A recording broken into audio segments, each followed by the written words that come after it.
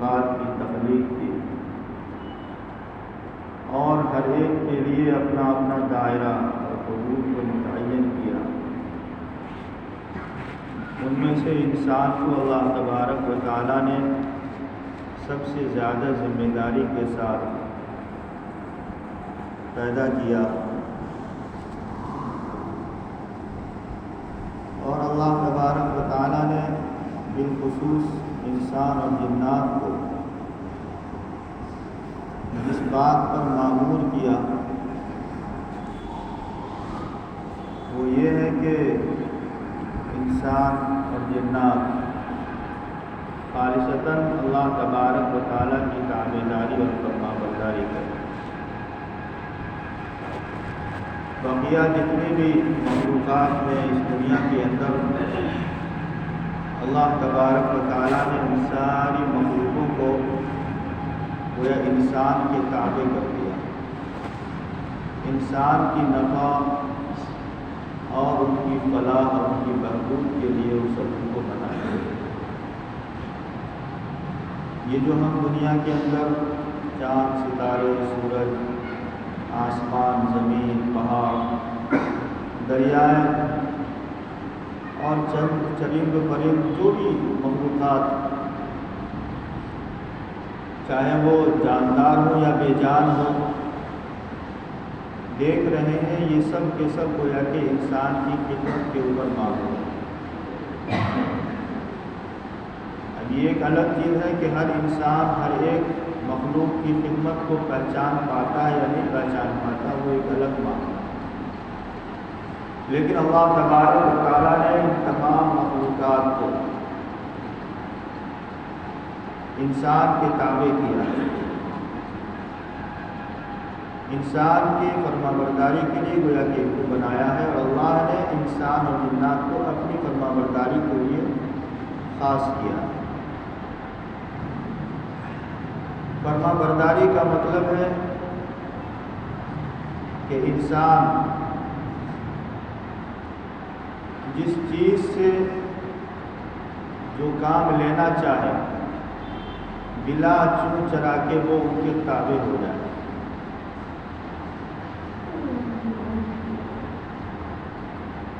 یہ ہے فرمانبرداری کا اصل حقیقت،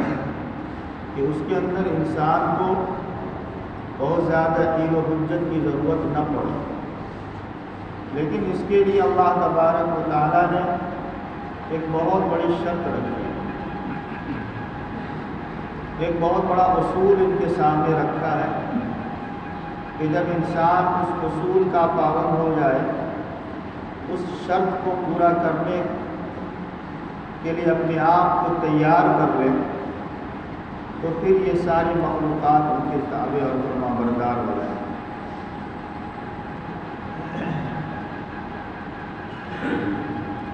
جس کو آقا مدنی جناب محمد رسول اللہ صلی اللہ تعالیٰ علیہ وسلم نے اپنے اس دو جملے کے اندر ارشاد فرما دیا، اور یہ جو دو جملے اتنے جامع اور عظیم ہیں جس کو جوامع الکلم کہا جاتا ہے۔ جوامع الکلم کا مطلب ہے کہ بات مختصر ہو، بات تھوڑی ہو، اور وہ بات باوزن بھی ہو، اور بہت سارے حدود کو اپنے اندر قید کیے ہو،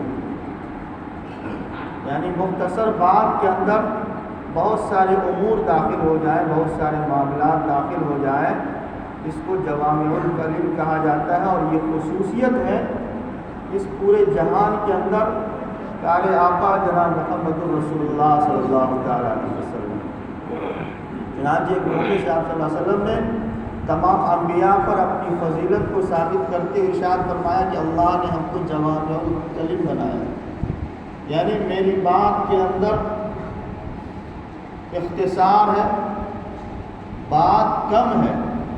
لیکن باوزن ہے، اور بہت سارے حدود کو اپنے اندر سمیٹے ہوا، بہت سارے قوانین اور اصول کو اپنے اندر جمع کیے ہوا۔ تو آقا صلی اللہ علیہ وسلم نے فرمایا اسمع یسمع لک، کہ تم سننے والے بن جاؤ ساری چیزیں تمہاری سنیں گی، یعنی تم اللہ تبارک و تعالیٰ کے تابعدار اور فرمانبردار بندہ بن جاؤ، تم ان کے حکم کے مطابق اپنی زندگی کو گزارنے لگو۔ تمہاری زندگی کا ماحصل اور خلاصہ اللہ تبارک و تعالیٰ اور ان کے پیارے آقا جناب محمد رسول اللہ اور ان کے پیارے حبیب جناب محمد رسول اللہ صلی اللہ علیہ وسلم کے فرمانبردار بن جاؤ تو ساری کائنات تمہارے تابع اور فرمانبردار ہو جائے۔ آج دنیا کے اندر مسلمانوں کی ایک بڑی تعداد، بڑی بھیڑ ہے، تقریباً ہر علاقے اور ہر خطے کے اندر مسلمان آباد ہیں، بسے ہوئے ہیں، لیکن اس کی حالت بہت ہی دگرگوں ہے۔ یہ مسلمان پسپائی کا شکار ہو چکا ہے، ہر طرف یہ ذلت و رسوائی اور ندامت و شرمندگی کے جال میں گھرا ہوا ہے۔ باوجود کہ بہت سارے جگہوں پر مسلمان کوشش کر رہے ہیں، لیکن چونکہ اس کی پوری زندگی، اس کی زندگی کا نچوڑ اور خلاصہ اسلام کے دائرے سے ہٹا ہوا، اللہ تبارک و تعالیٰ کی فرمانبرداری سے الگ ہو کر کی زندگی گزار رہا، جس کی بنیاد پر بہت ساری کوششیں بھی ناکام اور ضائع ہو گئی۔ آج ہر طرف انسان مسلمان اللہ تبارک و تعالیٰ کو راضی کرنے کے لیے کوشاں ہے، اپنی ترقی کے لیے کوشاں ہے، اور ہمیشہ دعا کرتا رہتا ہے کہ الہ العالمین ہمیں ترقی نصیب ہو، ہمیں اچھی صحت مل جائے، ہمیں عافیت کی زندگی مل جائے، خیر اور سکون کے ساتھ ہم زندگی بسر کر سکیں۔ ان ساری چیزوں کی انسان تمنائیں کرتا ہے، دعائیں بھی کرتا ہے، اور بہت سارے اوقات انسان رو رو کر کے، گڑ گڑا کر کے اللہ تبارک و تعالیٰ کی جانب متوجہ ہوتا ہے، لیکن یہ دعائیں، یہ تدبیریں رائگاں جاتی ہیں۔ رائگاں اس اعتبار سے جاتی ہیں، ایسا نہیں ہے کہ اہل ایمان کی دعا قبول نہیں ہوتی، کیونکہ حدیث میں آتا ہے کہ اہل ایمان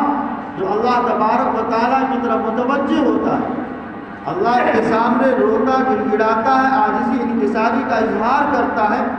تو اللہ تبارک و تعالیٰ ان کی دعا کو قبول کرتا، رد نہیں کرتا۔ لیکن پھر کیا وجہ ہے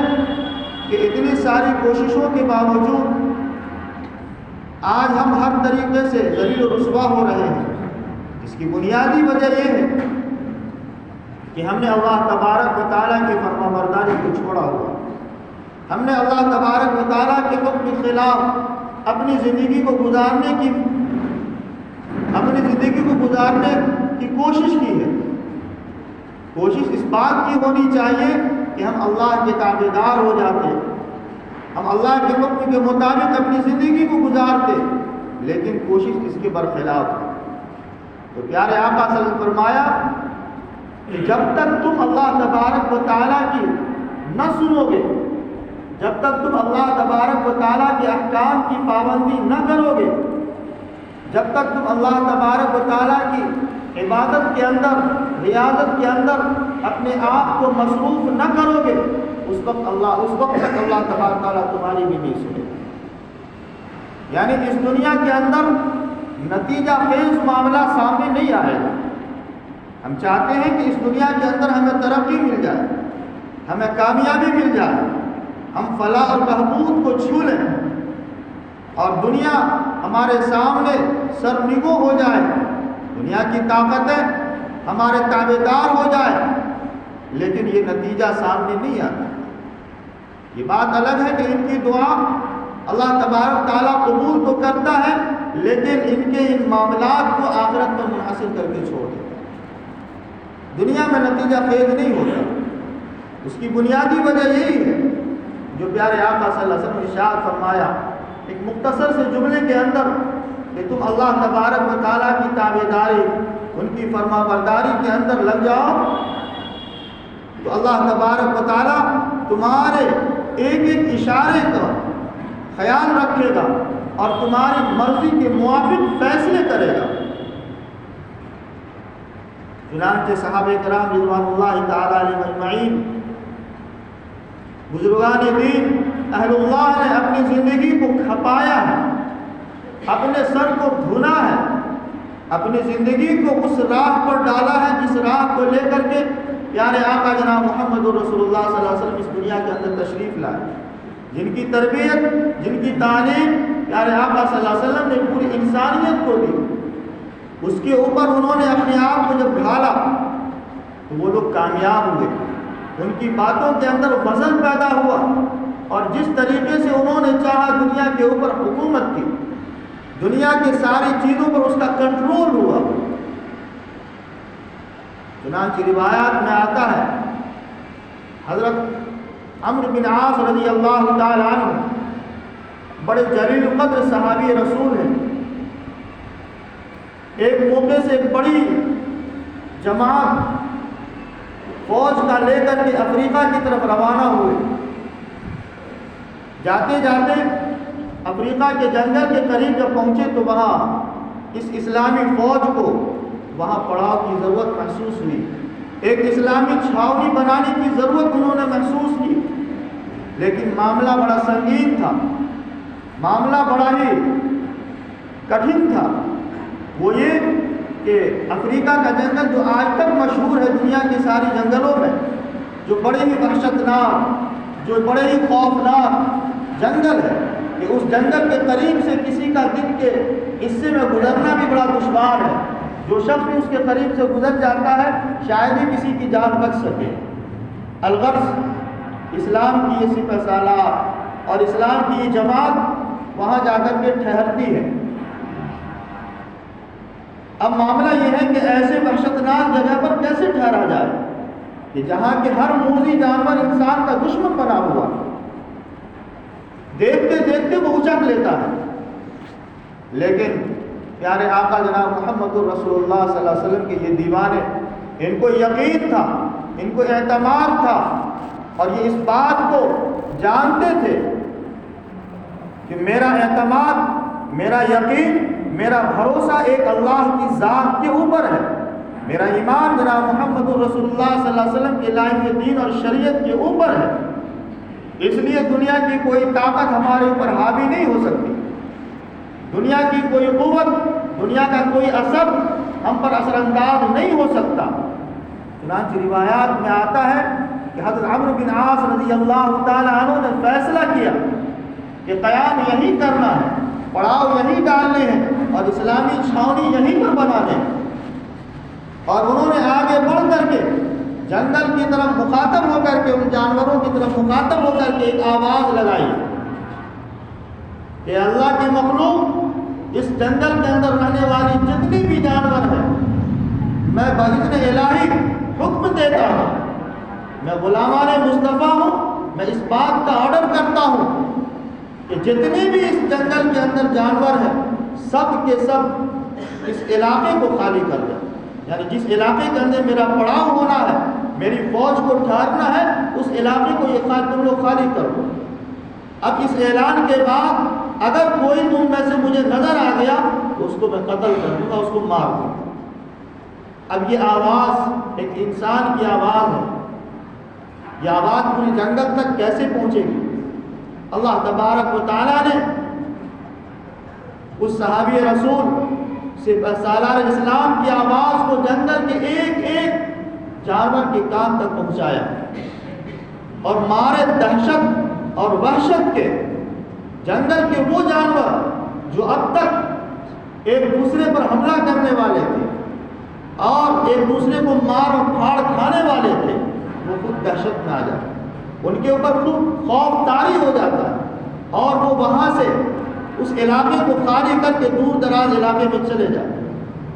دیکھتے ہی دیکھتے جنگل کا وہ علاقہ خالی ہو جاتا ہے۔ حضرات گرامی،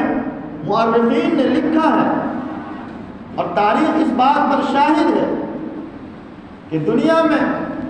ایسا حیرت انگیز واقعہ شاید کبھی رونما نہیں ہوا کہ ایک انسان کے بول پر، ایک انسان کے للکار پر جنگل کے وہ سارے جانور جو نقصان پہنچانے والے ہیں، جو ایذا پہنچانے والے ہیں، علاقہ در علاقہ خالی کر دیا انسانوں کے ٹھہراؤ کے لیے، انسانوں کے وہاں قیام کے لیے۔ اس کی بنیادی وجہ یہ ہے کہ انہوں نے پیارے آقا جناب محمد الرسول اللہ صلی اللہ علیہ وسلم کی اس حدیث کو سمجھا اور پرکھا تھا، اس کے اوپر انہوں نے اعتماد کیا تھا، یسمع لگ کہ تم اللہ تبارک و تعالیٰ کی عبادت اور فرما برداری کے اندر، ان کی تابعداری کے اندر، ان کے حکم کی بجا لانے کے اندر جو اپنے آپ کو صرف کر دو گے، اپنے آپ کو کھپا دو گے، تو یہ دنیا کی طاقتیں، یہ دنیا کی رعنائیاں، یہ دنیا کے لذات اور یہ دنیا کی خوفناک، یہ ساری کی ساری چیزیں تمہارے سامنے ہیج اور زیر ہو جائیں گی۔ اس کی کوئی طاقت نہیں ہے، اس کی کوئی حیثیت نہیں ہے۔ حضرات گرامی، آج ہم اپنے ملک کا جائزہ لیں، دنیا کا جائزہ لیں، کیا کچھ صورتحال ہمارے سامنے ہے۔ آج مسلمانوں کے ساتھ بربریت، ظلم، زیادتی عروج کو پہنچا ہوا ہے۔ ہر طرف دیکھیں تو مسلمانوں کے اوپر یلغار ہوتا ہے، مسلمان نشانے پر ہے، مسلمان دہانے پہ ہے۔ آج ابھی تازہ واقعہ یہ پورا کا، اس کے اندر کیا کچھ واقعات ہیں سبوں کو معلوم ہے۔ انگنت مسجدوں کو شہید کیا گیا، مسلمانوں کے اوپر ظلم اور بربریت کی گئی۔ ان کے علاوہ آج ہی نہیں، برسہا برس سے مسلمانوں کے اوپر جو ظلم اور جو زیادتیاں ہو رہی ہیں، کہیں موم لنچی کے طور پہ، کہیں ان کے ساتھ کچھ اور زیادتی کر کے وغیرہ وغیرہ۔ حضرات گرامی، مسلمان ہر طرف ذلیل اور رسوا ہو رہا ہے۔ آج ہماری آواز ان حکومتوں تک نہیں پہنچ پا رہی ہے، یا اگر پہنچتی ہے تو اثر انداز نہیں ہوتی ہے۔ آج ہم اپنی مسجدوں میں، اپنی عبادت گاہوں میں، تنہائیوں میں روتے بھی ہیں اور ان پر اظہار افسوس کرتے بھی ہیں، آواز اٹھانے والے آواز اٹھا بھی رہے ہیں، لیکن کوئی خاص اثر نہیں ہو رہا۔ اس کی بنیادی وجہ یہی ہے کہ ہم نے آقا صلی اللہ تعالیٰ علیہ وسلم کے اس جملے کے اوپر اپنے یقین کو اٹھا لیا، اس جملے سے اپنے اعتماد کو اٹھا لیا، اس جملے پر ہمارا یقین نہیں رہا، جس کی بنیاد پر ہماری آواز کے اندر وہ طاقت نہیں، ہماری آواز کے اندر وہ وزن نہیں ہے، ہمارے دعاؤں کے اندر وہ اثر نہیں ہے، ہمارے رونے اور بلبلانے کے اندر وہ تاثیر نہیں ہے۔ اس کی بنیادی وجہ یہی ہے کہ ہم نے اللہ کی عبادت سے اپنے آپ کو منہ موڑا، ہم نے اللہ کے خلاف اپنا کمر کسا ہے، ہم نے رسول اللہ صلی اللہ علیہ وسلم کی تعلیم کے خلاف اپنے آپ کو گویا کہ آمادہ کر لیا، تیار کر لیا کہ ہمیں چلنا ہے اپنی مرضی کے موافق، ہمیں رائے اختیار کرنی ہے اپنی مرضی کے موافق۔ دین و اسلام سے، شریعت سے، قرآن سے، سنت سے گویا کہ ہمیں دور دور تک واسطہ نہیں۔ یہی وجہ ہے کہ آج ہم ہر طرف ذلیل و رسوا ہو رہے ہیں۔ آج ہماری مسجدیں مسمار کی جا رہی ہیں، آج ہمارے مدرسوں پر حملے ہو رہے ہیں، قبرستانوں کو ناجائز طریقے سے قبضہ کیا جا رہا ہے، مسلمانوں پر آئے دن یلغار ہو رہا ہے، ان کی عزتیں اور عصمتیں لوٹی جا رہی ہیں۔ یہ سارے معاملات کیوں ہیں؟ اس کی بنیادی وجہ اگر ہم غور کریں تو اس حدیث پاک کے اندر یہ سارا چیز ڈھکا اور چھپا ہوا ہے۔ یہ دو جملے کے اندر یہ ساری باتیں ڈھکی اور چھپی ہوئی ہیں، جس کو آقا مدنی جناب محمد رسول اللہ صلی اللہ علیہ وسلم نے ارشاد فرمایا۔ اس کے اندر پوری شریعت اور پورا اسلام گویا کہ پنہا ہے۔ اسما یسما لگ کے اندر پیارے آقا صلی اللہ علیہ وسلم نے اتنا جامع کلمہ، اتنا عظیم کلمہ ارشاد فرمایا کہ اگر اس کے اندر اس کے ورق کو کھولا جائے اور اس کا تفصیلی مطالعہ کیا جائے تو پتہ چلے گا کہ اس دو جملے کے اندر پوری شریعت کو، پورے اسلام کو، پورے قانون کو اور پورے ضابطے کو گویا کہ پیارے آقا صلی اللہ علیہ وسلم نے محفوظ کر دیا ہے، سمیٹ دیا ہے، سمو دیا ہے کہ اگر تم اس دائرے سے ہٹ گئے، اس دائرے سے تم باہر چلے گئے تو پھر ذلیل اور رسوا ہو گئے، تمہیں دنیا میں ہر طرف ذلت اور رسوائی ہی اٹھانی پڑے گی۔ حضرات گرامی، ایسی بات نہیں ہے کہ مسلمان عبادت کرنا بالکل چھوڑ دیے ہیں، ایسی بات نہیں ہے کہ مسلمان اللہ سے تعلق بالکل ہٹا لیا ہے، لیکن جن حدود میں رہ کر کے، جن قیود میں رہ کر کے، جن اصول کی بنیاد پر ہمیں اللہ تبارک و تعالیٰ کی تابعداری اور فرمانبرداری کرنی تھی، ہم نے ان اصولوں کو بھلایا، ہم نے ان طریقوں کو بھلایا ہے، ہم نے اس چیپٹر کو پس پش ڈال دیا ہے. ہم اسلام پر عمل کرتے تو ہیں لیکن ادھورے کرتے ہیں. ہم قرآن کو اپناتے تو ہیں لیکن کچے طور پر. ہم حدیث کو پڑھتے اور سمجھتے تو ہیں لیکن ناقص طور پر. نتیجہ یہ ہے کہ ان نقص کی بنیاد پر، ان کمیوں کی بنیاد پر، ان کوتاہیوں کی بنیاد پر آج ہم باوزن ہونے کے بجائے بے وزن ہو کر کے رہ گئے. آج ہماری حالت خس و خاشاک کی طرح ہو گئی ہے کہ آقا صلی اللہ علیہ وسلم نے ایک موقع سے فرمایا کہ مسلمانوں کی ایک وقت میں بڑی جماعت ہوگی، بڑی تعداد ہوگی، لیکن ان کی حیثیت ان کوڑے کرکٹ کی طرح ہوگی کہ جس کو سیلاب کا پانی بہا لے جاتا ہے. جن کی اپنی کوئی حیثیت، اپنا کوئی وجود جن کا نہیں ہوتا ہے. آج مسلمانوں کی حالت کچھ ایسی ہی ہو گئی ہے. ہماری بھیڑ تو دنیا کے اندر نظر آتی ہے لیکن ہمارا ایمان، ہمارا یقین، ہمارا اعتماد، ہمارا بھروسہ بڑا کھوکھلا ہو کے رہ گیا ہے، بڑا کھسکھسا ہو کے رہ گیا ہے، جس کی بنیاد پر ہماری بہت ساری کوششیں، ہماری بہت ساری تگو ضائع ہو جا رہی ہے، برباد ہو جا رہی ہے. اس کی وجہ بس یہی ہے کہ ہم نے اللہ کی تابعداری کو چھوڑا ہے، رسول کی سنت کو چھوڑا ہے، شریعت کو پس پشت ڈالا ہے، جس کی بنیاد پر یہ سارے پریشانیاں ہم پر حاوی ہو گئی ہیں. حالانکہ ہم نے اپنے بزرگوں کے واقعات کو سنا ہے، پڑھا ہے، پرکھا ہے کہ انہوں نے اپنی زندگی کو جب سنوارا اور اس کے مطابق اپنی زندگی گزارنے کی کوشش کی تو ہر چیز اس کے حکم کے موافق ہو گئی. نہ صرف صحابہ کرام رضوان اللہ علیہم اجمعین کے واقعات بلکہ صحابہ کے بعد جو امت میں اللہ کے وہ نیک بندے جن کو ہم اہل اللہ کہہ لیں، بزرگان دین کہہ لیں، نیک بندے کہہ لیں، ان لوگوں کی بھی حالت کچھ ایسی ہی تھی. ان کی زبان کے اندر اور ان کے اشاروں کے اندر اتنی تاثیر تھی، اتنی قوت تھی کہ ان کے اشارے پر دنیا کا نظام رد و بدل ہو گیا. ہم نے بارہا سنا اور پڑھا ہے کہ فلاں وجود کے اندر یہ کرامات تھی، یہ صلاحیت تھی. اس کی بنیادی وجہ یہ ہے کہ انہوں نے اپنے آپ کو اللہ کے تابع کر دیا تھا، انہوں نے اپنے آپ کو اللہ کے حوالے کر دیا تھا. چنانچہ کسی اہل اللہ نے کہا ہے من کان للہ کان اللہ لہ، کہ جو اللہ تبارک و تعالیٰ کا ہو گیا، یعنی جنہوں نے اپنے آپ کو اللہ کے حوالے کر دیا، جنہوں نے اپنے آپ کو اللہ کے سپرد کر دیا، تو گویا کہ اللہ اس کا ہو جاتا ہے. ایک حدیث میں آتا ہے کہ جب بندہ اللہ کی تابعداری اور فرما برداری پر اپنے آپ کو آمادہ کر لیتا ہے تو اللہ تبارک و تعالیٰ ان کا ہاتھ بن جاتا ہے، اللہ تبارک و تعالیٰ ان کا کان بن جاتا ہے، اللہ تبارک و تعالیٰ ان کی آنکھ بن جاتا ہے، اللہ تبارک و تعالیٰ ان کی زبان بن جاتا ہے. مراد یہ ہے کہ انسان کے ہاتھ کے اشارے سے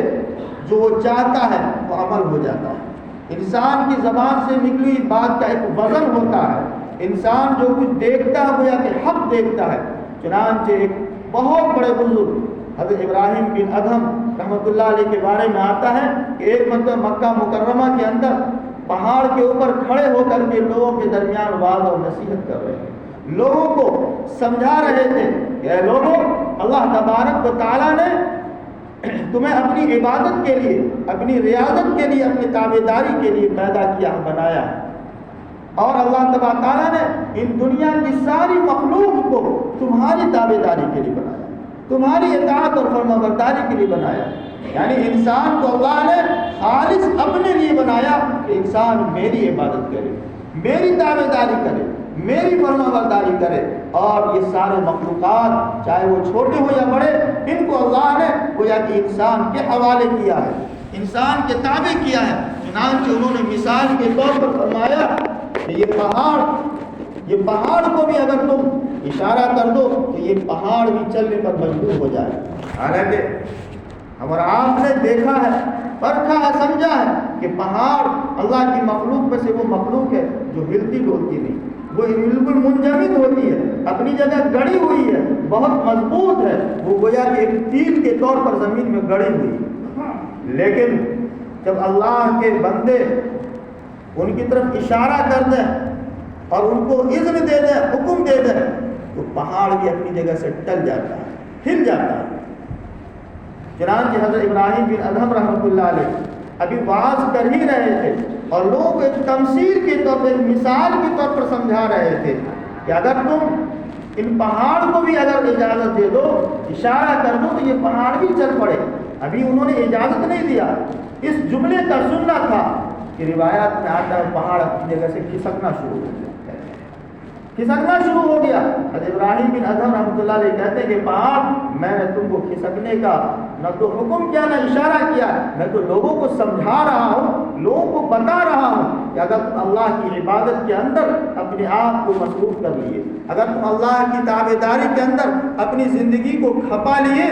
تو یہ دنیا کی ساری طاقتیں، حتیٰ کہ یہ پہاڑ بھی ہل جائے، میں نے تم کو ہلنے کا حکم نہیں دیا، میں نے تم کو حرکت کرنے کا حکم نہیں دیا ہے۔ تو یہ ہے ایک بات کے اوپر پہاڑ گویا کہ حرکت میں آ جاتی ہے۔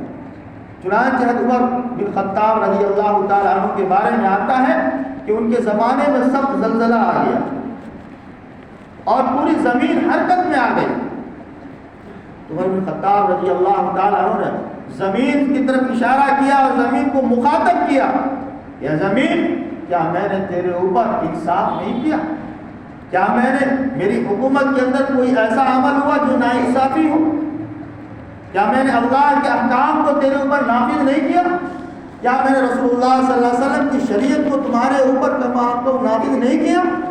اس بات کا سننا تھا کہ زلزلہ تھم گیا، زمین کی حرکت رک گئی۔ یہ واقعات، یہ حالات ہمیں بتلاتے ہیں کہ انسان جب اپنے آپ کو اللہ کے حوالے کر دیتا ہے، شریعت کے حوالے کر دیتا ہے، اسلام کے حوالے کر دیتا ہے، تو پھر ساری چیزیں ان کی تابعداری میں آ جاتی ہیں۔ تو یہ دنیا کے اندر جو بگاڑ پیدا ہو رہا ہے، ہمارے ایمان کے اوپر یہ الغار ہے، ہمارے حالات پر یہ الغار ہے، ہماری ترقی پر، ہماری عزت پر، ہماری عفت پر یہ جو یہ الغار ہے، اور اس کے خلاف ہم دفاع کرنے کی اگر کوشش کرتے بھی ہیں تو وہ دفاع کا معاملہ حل ہوتا ہوا نظر نہیں آتا ہے۔ اس کا خلاصہ نچوڑ یہی ہے کہ ہم نے اپنے آپ کو اس دائرے سے ہٹا لیا ہے، ہم نے